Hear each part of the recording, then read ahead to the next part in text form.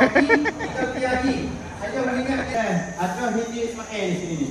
Ada kapal sini, ada Haji Ismail sini ni. Lepas tu ada Selau Gemah. Ada Selau Gemah.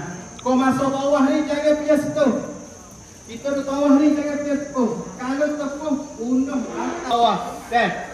Sama betul seling. Di dia ni adanya pelita hijau. Ada pelita hijau.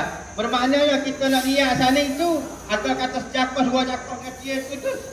Sampai tempat kita niat dan kita akan tahu kita betul lah dengan Haji Aswad. Bahawa kanan kita betul dengan pelita. Situlah tempat kita niat sahaja ku tawaf umrah yang wajib bagiku 7 keliling kerana Allah Ta'ala. Bismillah, Allahu Akbar. Cara untuk kita nak mengerjakan umrah. Kita nak mengerjakan umrah ambil pada awalnya sehingga akhir. Tetapi kita nak duduk dalam majlis ni ibu bapa yang dihormati sekalian, kita nak buat 2 rukun saja.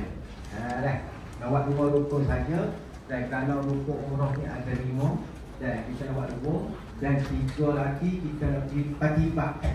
Kita nak kita tepik mungkin akan menuju pada tarikh yang tertentu, mengikut grup yang tertentu, seperti mana Ustaz Ahmad jelas ni. Dan maka insya-Allah tak beberapa hari lagi kita akan dapat hijab tanah Ardul Haramain insya-Allah. Amin ya rabbal alamin.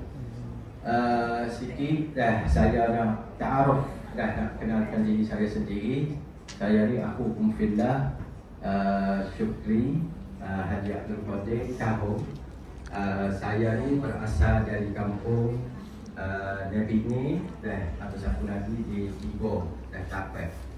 Sekarang saya berada di Kedalamu dulu di nomor 12. Saya ni biasanya